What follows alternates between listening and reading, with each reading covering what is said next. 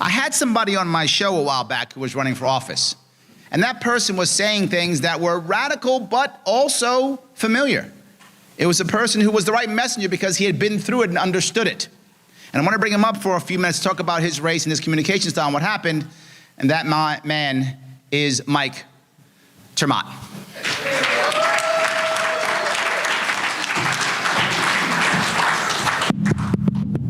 Right now, I had Larry introduce me. That's a little bit weird. Have you ever noticed that only famous people, ironically, need to have people introduce them, right?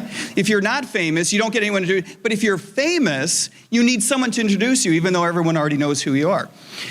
The reason that Larry and I spoke about me coming up here earlier is because it was my job to introduce him. And then he decided he wanted to introduce me. Now, if you're Larry Sharpe, you get to do whatever you want. So when he said he wanted to introduce me, it was my job to say, okay. And he said, I want you to talk about your campaign. So I said, okay, but these are friends of mine. Why would I want to put them through that? And then I noticed that it actually dovetailed with something that I did want to talk to you about. Not because I'm necessarily all that angry with you, but because it's something that occurred to me earlier when I was listening to Larry in the breakout session that I found very interesting, and very little ever happens to me at this age that I find interesting, and so it was just such a gem, I wanted to share it with you. And I heard this song, Florida Man, and it occurred to me, as some of you may know, that I am moving out of the state of Florida, and I don't know if I'm still going to be a Florida man. Now, if I continue to do weird things and make mistakes in my life, I guess I could always be a Florida man at heart in some sense. 20 years ago, I was, as some of you may know, and I hope you forgot things like this, I was a government economist, and I worked for the White House for a while and then some other agencies, and I moved to Florida. I became a Florida man, and I joined the Libertarian Party. I still don't remember why I joined the Libertarian Party, but it seemed like a good idea at the moment. And then I became a police officer, and I can't remember why that seemed like a good idea at the moment either. And doing the two at the same time was a bit of a challenge.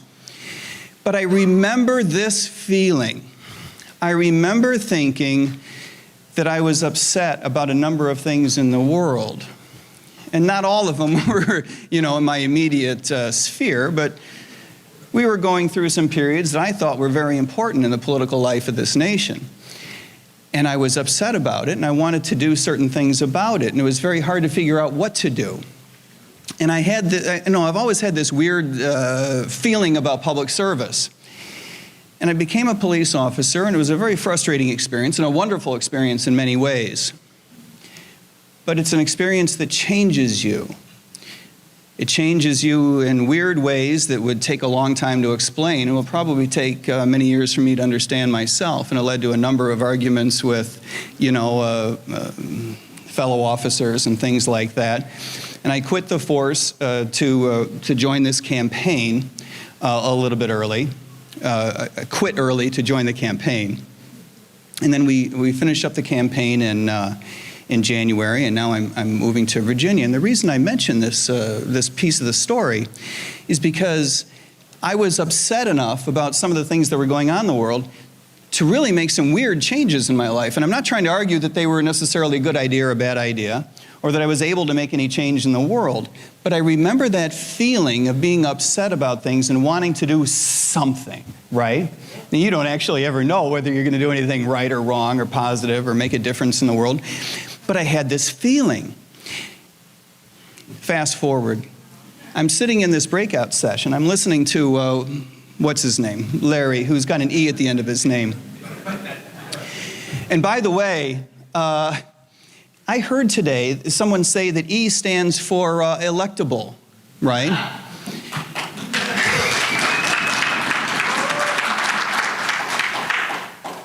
If he actually thinks he's electable, he's enviable, right?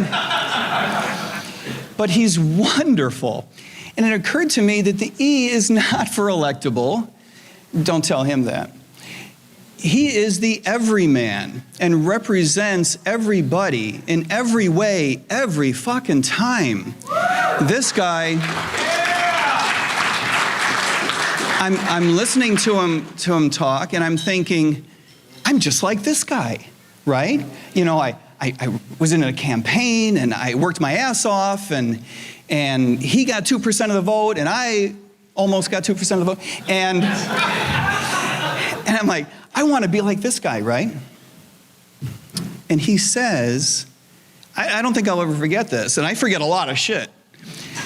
He says that he had to go into debt personally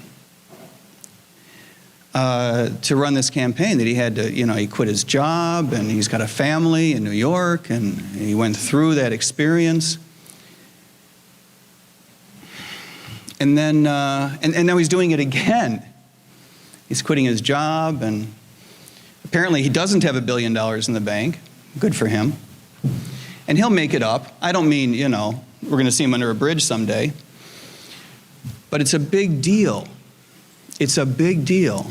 And it made me feel a little small, because only 10 minutes earlier I was thinking, oh, I'm like him. No, I'm not like him. We all make sacrifices, and we all have to make sacrifices. And it made me wonder, we're all upset about some of the things that are going on in the world today. Are we upset enough to make changes? Real changes. I mean, let's be honest. At the expense of hurting someone's feelings. For example, in the presidential elections, we're not in the debates. The media doesn't even acknowledge our existence, and most of the public doesn't recognize our existence, and to the extent to which they do, it's not obvious that the value of the libertarian brand is even positive, much less significant or competitive. We need to start doing some things differently, profoundly differently. And I wonder, are we angry enough to make those changes? Are we angry enough, upset enough, to make the changes that we need to make to start being competitive in elections? Not all of it is within our power, but some things are. We need to have a very different attitude, I believe, with regard to how we handle public relations, the way we develop our message, and for whom. Our ability to meet people where they are in terms of the issues with which they struggle, we need to get better at it. Are we angry enough to ironically be disciplined? It's one thing to be angry enough to punch someone in the face, right? Are we angry enough not to? Are we angry enough to double down and work so hard that we're able to hold each other accountable? Gee, Bob, Mike, maybe you shouldn't have said it quite like that. Or frankly, not at all. I don't know the answer to that.